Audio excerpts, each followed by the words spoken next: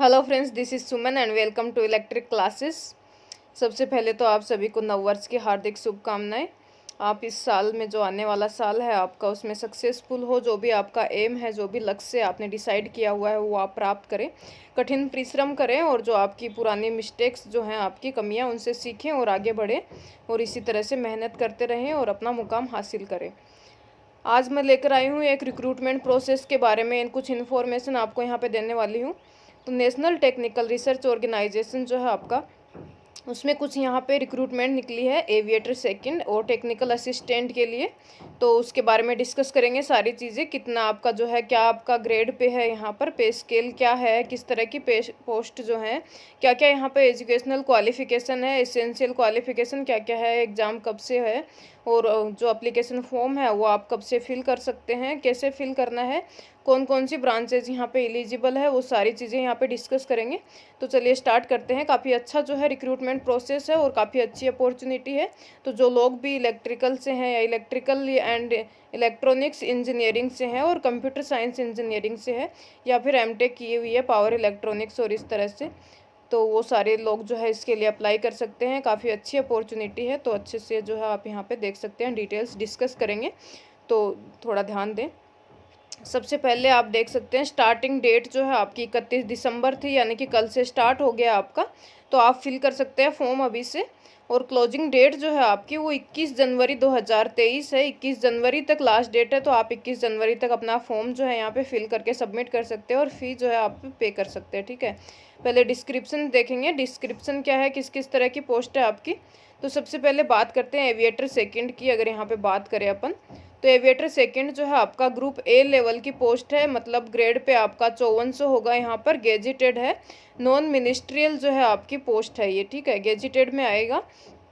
पे स्केल आप देख सकते हैं लेवल 10 है। पे मैट्रिक्स आप यहाँ पे चेक कर सकते हैं और ग्रेड पे आपका होगा यहाँ पे 5400। ठीक है, 5400 ग्रेड पे है। दूसरा अगर बात करते हैं टेक्निकल असिस्टेंट की, तो टेक्निकल असिस्टेंट जो है ये भी ग्रुप बी का है आपका पोस्ट। नॉन गेजिटेड है और नॉन मिनिस्ट्रियल है। तो ग्रुप बी है आपका। लेवल यहाँ पर अगर बात करते हैं तो लेवल 7 है पे मैट्रिक्स का। इसका मतलब आपका जो ग्रेड पे है वो 4600 यानी कि 4600 ग्रेड पे है। तो काफ़ी अच्छी अपॉर्चुनिटी है एविएटर सेकंड में भी और टेक्निकल असिस्टेंट में भी। आप यहाँ पे चेक कर सकते हैं अपना पे स्केल किस पोस्ट पे कितना है। ठीक है, इसके अलावा आपको पता है कि अलाउंसेस जो है सबको मिलते हैं। डीए मिलता है, एचआरए मिलता है, transport allowance, special security allowance, children education allowance, ये सारी चीज़ें जो है यहाँ पे चेक कर सकते हैं आप। इसके सैलरी के अलावा जो है आपको यहाँ पे जो भी बेनिफिट्स यहाँ पे दिए जाएंगे। ठीक है, इसके बाद में अगर बात करते हैं कि नंबर ऑफ़ वैकेंसीज़ किस किस तरह से हैं, आपका कौन से पोस्ट के कितने नंबर ऑफ़ वैकेंसीज़ हैं, उसकी बात करें तो सबसे पहले अपन बात करेंगे एविएटर सेकंड की, जो आपका लेवल 10 का जो एग्ज़ाम है, पोस्ट है। तो एविएशन टेक्नोलॉजी में अगर बात करते हैं तो अनरिजर्व्ड कैटेगरी जो ओपन कैटेगरी है उसमें 11 नंबर ऑफ़ वैकेंसीज़ हैं आपके पास। ईडब्ल्यूएस की बात करते हैं तो 2 वैकेंसी हैं, एससी में 3 वैकेंसी हैं, एसटी में 1 और ओबीसी में 5 वैकेंसी हैं। टोटल यहाँ पे 22 नंबर ऑफ़ वैकेंसीज़ हैं। तो कम है वैकेंसीज़, लेकिन पोस्ट आपकी अच्छी है। इस हिसाब से अगर आप तैयारी कर सकते हैं तो आप यहाँ पे जो है आप सेलेक्ट हो सकते हैं। ठीक है, कम पोस्ट पे भी।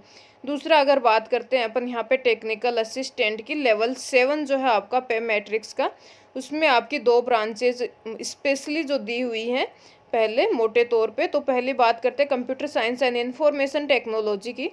इसमें अगर अनरिजर्व्ड कैटेगरी में बात करें तो 34 नंबर ऑफ़ वैकेंसीज़ हैं।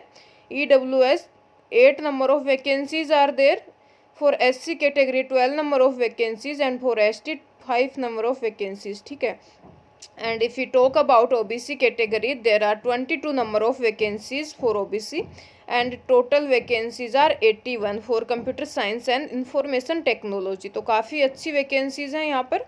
टोटल 81 नंबर ऑफ़ वैकेंसीज़ हैं। सेंट्रल गवर्नमेंट का जो है पोस्ट है आपका, रिक्रूटमेंट है। तो काफ़ी अच्छी अपॉर्चुनिटी है आप लोगों के लिए। दूसरा बात करते हैं इलेक्ट्रॉनिक्स एंड कम्युनिकेशन की। तो यहाँ पर अगर अनरिजर्व्ड में बात करते हैं तो 33 वैकेंसीज़ हैं। ईडब्ल्यूएस में 8 नंबर ऑफ़ वैकेंसीज़ हैं, एससी में 11 वैकेंसी हैं, एसटी की बात करते हैं तो 5 वैकेंसी हैं एंड ओबीसी में 22 नंबर ऑफ़ वैकेंसीज़ हैं। तो टोटल 79 वैकेंसीज़ हैं यहाँ पर इलेक्ट्रॉनिक्स एंड कम्युनिकेशन की। तो काफ़ी अच्छी वैकेंसी हैं दोनों ही स्ट्रीम में। अब इसके अंदर आपकी कौन कौन सी ब्रांचेज इंक्लूड हैं वो सारी चीज़ें अभी देखेंगे। यहाँ पे सिर्फ मोटे तौर पे दिया हुआ है, इसके अलावा अगर डीपली बात करते हैं तो कौन कौन सी ब्रांचेज, कौन सी स्ट्रीम जो है आपकी बीटेक की वो यहाँ पे इंक्लूडेड है, वो सारी चीज़ें यहाँ पर अभी देखने वाले हैं, ठीक है। तो अगर इसेंशियल क्वालिफिकेशन की बात करते हैं एजुकेशनल की, तो आप यहाँ पे देख सकते हैं कि अगर एविएशन टेक्नोलॉजी की बात करें जो आपका लेवल 10 का वैकेंसी है, उसके अंदर बात करते हैं तो bachelors degree engineering and technology, जो भी आपको पता है कि रिकग्नाइज्ड यूनिवर्सिटी या इंस्टीट्यूट से होनी चाहिए। इसके अंदर क्वालिफिकेशन क्या क्या है आपकी, इलेक्ट्रॉनिक्स एंड कम्युनिकेशन है पहला, तो इलेक्ट्रॉनिक्स एंड कम्युनिकेशन जो एवियोनिक्स में हो सकता है आपका, या टेली कम्युनिकेशन है, या फिर applied electronics and instrumentation. Electrical and electronics engineering से अगर आप हैं तो भी अप्लाई कर सकते हैं एविएशन टेक्नोलॉजी के लिए। इलेक्ट्रॉनिक्स अगर माइक्रोवेव में है तो भी अप्लाई कर सकते हैं। पावर इलेक्ट्रॉनिक्स से किया हुआ है तो भी अप्लाई कर सकते हैं। अप्लाइड इलेक्ट्रॉनिक्स इंस्ट्रूमेंटेशन या फिर कंट्रोल से हैं तब भी आप इसके लिए अप्लाई कर सकते हैं। इसके अलावा कंप्यूटर साइंस है, इंफॉर्मेशन टेक्नोलॉजी है, मैकेनिकल इंजीनियरिंग एंड ऑटोमेशन है, instrumentation, applied electronics and instrumentation. तो इस तरह से आप चेक कर सकते हैं, यहाँ पे काफ़ी सारी ब्रांचेज ऑलमोस्ट इंक्लूडेड हैं आपकी एविएशन टेक्नोलॉजी में, यहाँ पे आप अप्लाई कर सकते हैं, ठीक है। इसके अलावा अगर आपके मास्टर्स डिग्री है science in electronics and communication में तो भी अप्लाई कर सकते हैं। पावर इलेक्ट्रॉनिक्स, मैथमेटिक्स में, अप्लाइड मैथमेटिक्स में तो आप इसके लिए अप्लाई कर सकते हैं। इसके साथ साथ आपकी डिजायरेबल यहाँ पे क्वालिफिकेशन भी हैं। डिजायरेबल की बात करते हैं तो आपके पास एक NCC सर्टिफिकेट होना चाहिए एयर विंग का। इसके अलावा सेकंड जो है आपकी फील्ड ऑफ एविएशन ऑपरेशन या फिर एरो मॉडलिंग में आपके पास क्वालिफिकेशन होनी चाहिए। GIS रिलेटेड सब्जेक्ट्स में या फिर सिमिलर और भी रिलेटेड जो भी एरियाज है उसके अंदर आप क्वालिफाइड होने चाहिए। तो ये आपकी डिजायरेबल यहाँ पर क्वालिफिकेशन है, ठीक है। एज लिमिट की अगर बात करते हैं तो 35 ईयर जो है आपके 35 ईयर्स लास्ट एज लिमिट है, it should not exceed 35 years, ठीक है। इसके अलावा अगर आप गवर्नमेंट सर्वेंट है तो 5 साल का आपको यहाँ पे रिलैक्सेशन दे दिया जाएगा। तो वो सारी चीज़ें आप यहाँ पे देख सकते हैं। इसके अलावा आपकी जो फिजिकल क्वालिफिकेशन है वो भी चेक कर सकते हैं, हाइट वगैरह दे रखी है यहाँ पे। अब अगर बात करते हैं टेक्निकल असिस्टेंट की, तो टेक्निकल असिस्टेंट में अगर बात करें तो पहला आपका computer science and information technology है। तो यहाँ पे आप देख सकते हैं कंप्यूटर साइंस से रिलेटेड सारी ब्रांचेज जो भी आती हैं वो वहाँ पे आप चेक कर सकते हैं, ठीक है। इसके अलावा अगर बात करते हैं अपनी, तो मास्टर्स डिग्री है आप तो भी अप्लाई कर सकते हैं, मास्टर्स डिग्री कंप्यूटर साइंस और इन सब चीज़ों के अंदर। दूसरा अगर अपन बात करें इलेक्ट्रॉनिक्स एंड कम्युनिकेशन की, तो इलेक्ट्रॉनिक्स एंड कम्युनिकेशन में कौन कौन सी ब्रांचेज यहाँ पे अप्लीकेबल हैं, तो इनकी अगर बात करते हैं अपन, तो आप देख सकते हैं कि टेक्निकल असिस्टेंट में जो इलेक्ट्रॉनिक्स एंड कम्युनिकेशन है उसके लिए अगर आपके पास इलेक्ट्रॉनिक्स में बैचलर्स डिग्री है, कम्युनिकेशन में है, इलेक्ट्रॉनिक्स एंड कम्युनिकेशन एवियोनिक्स में है, या फिर अप्लाइड इलेक्ट्रॉनिक्स एंड इंस्ट्रूमेंटेशन में है, इलेक्ट्रॉनिक्स एंड कंप्यूटर में भी हो सकती है, इलेक्ट्रिकल एंड इलेक्ट्रॉनिक्स से हैं तब भी आप अप्लाई कर सकते हैं, यानी ट्रिपल ई से हैं तो भी। इलेक्ट्रॉनिक्स अगर माइक्रोवेव में है, पावर इलेक्ट्रॉनिक्स है, या सब कंट्रोल है, इन सब चीज़ों से अगर आप हैं तो आप इसके लिए अप्लाई कर सकते हैं। इसके अलावा आपके पास यहाँ पे इलेक्ट्रिकल भी है, अगर इंस्ट्रूमेंटेशन एंड कंट्रोल मैक्ट्रॉनिक्स से हैं आप तो अप्लाई कर सकते हैं, इलेक्ट्रिकल से हैं तो भी अप्लाई कर सकते हैं, इलेक्ट्रिकल एंड कंप्यूटर इंजीनियरिंग से हैं तो भी अप्लाई कर सकते हैं। इस तरह से आप जो है जिस भी ब्रांच से रिलेटेड हैं तो आप इसके लिए अप्लाई कर सकते हैं, इलेक्ट्रॉनिक्स एंड कम्युनिकेशन वाली जो पोस्ट हैं उनके ऊपर, ठीक है। इसके अलावा अगर आपके पास मास्टर्स डिग्री है तो भी आप इसके लिए अप्लाई कर सकते हैं। एज लिमिट आप देख सकते हैं, टेक्निकल असिस्टेंट की जो एज लिमिट है वो यहाँ पे 30 ईयर्स है, it should not exceed 30 years. And you can check the physical medical standards here, height, colour, vision deficiency, medical standards and etcetera. अब अगर बात करते हैं आपकी सर्विस कंडीशन की, तो यहाँ पर जब आप अप्लाई करते हैं और सेलेक्ट हो जाते हैं दोनों ही वैकेंसीज़ के लिए, तो आप ऑल ओवर इंडिया में कहीं पर भी आपको जो है डेप्यूट किया जा सकता है। एज रिलैक्सेशन की बात करते हैं तो यहाँ पे जो आपके SC ST और OBC कैटेगरी है उसके लिए अलग से एज रिलैक्सेशन दिया हुआ है, तो वो आप चेक कर सकते हैं। इम्पोर्टेंट डेट्स जो है अपन ने पहले ही देख लिए हैं, आपका स्टार्ट हो गया 31 दिसंबर 2022 से और आपका 21 जनवरी 2023 तक आप फॉर्म फिल कर सकते हैं। अगर इसकी बात करते हैं किस तरह का आपका प्रोसेस क्या होगा सिलेक्शन का, तो यहाँ पे 2 स्टेज होंगी। पहला आपका रिटन एग्जामिनेशन होगा, दूसरा जो होगा आपका इंटरव्यू होगा, तो यहाँ पे आपकी टेंटेटिव डेट जो है एग्जामिनेशन की दी हुई है।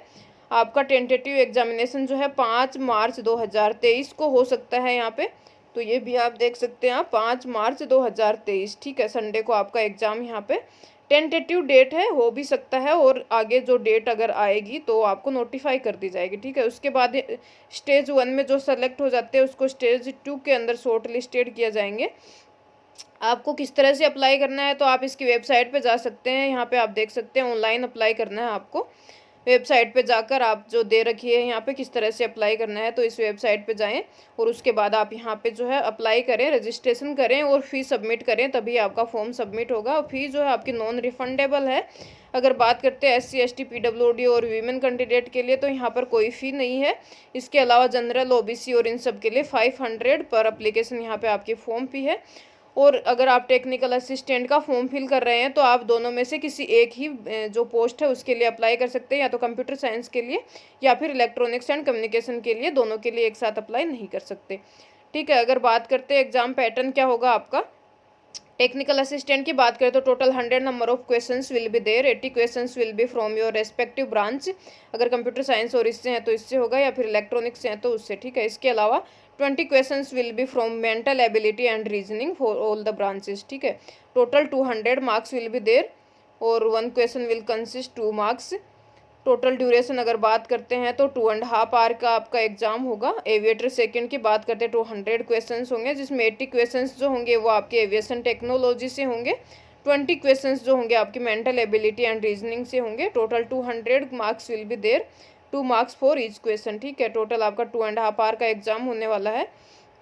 नेगेटिव मार्किंग होगा यहाँ पर 0.5 मार्क्स आपका जो है रॉन्ग आंसर के लिए यहाँ पे डिटेक्ट किया जाएगा, ठीक है। और अगर नहीं अटेम्प्ट करते हैं तो आपको मार्क्स मिलता नहीं है, ये तो पता ही है। दूसरा स्टेज 1 अगर दे रखा है यहाँ पे तो शिफ्ट के हिसाब से भी हो सकता है, ठीक है। Stage 1 written examination for both the post will be conducted on same day as per the shift mentioned above, ठीक है।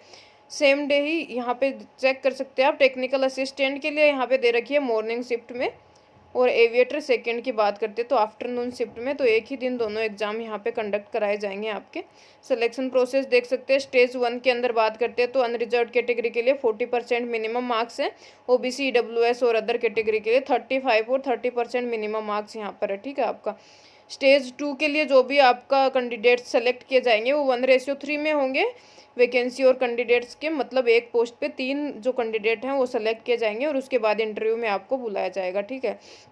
इंटरव्यू जो होगा आपका 50 मार्क्स का होगा। 50 मार्क्स में से आपको जो है 40% ओपन कैटेगरी के लिए, 30% रिजर्व कैटेगरी के लिए एक्वायर करने जो है कंपलसरी है यहाँ पे। मिनिमम मार्क्स है, उसके बाद आपको सेलेक्ट किया जाएगा।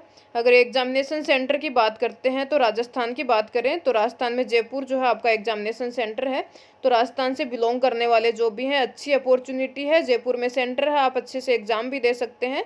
और पोस्ट जो है आपका स्टैंडर्ड चेक कर सकते हैं, उसका आपका पे लेवल भी काफ़ी अच्छा है, पोस्ट भी काफ़ी अच्छी हैं। सारी ब्रांचेज यहाँ पे इंक्लूडेड है। इलेक्ट्रिकल की बात करें या फिर ट्रिपल की बात करते हैं या फिर कंप्यूटर साइंस, टेक्नोलॉजी, इलेक्ट्रॉनिक्स, सारी ब्रांचेज हैं यहाँ पर, तो आप अप्लाई कर सकते हैं। नंबर ऑफ़ वैकेंसी भी अच्छी खासी है। तो इस तरह से आप जो है एग्ज़ाम भी जो आपका जयपुर में सेंटर आएगा तो आप वहाँ पे दे सकते हैं, ठीक है, आराम से।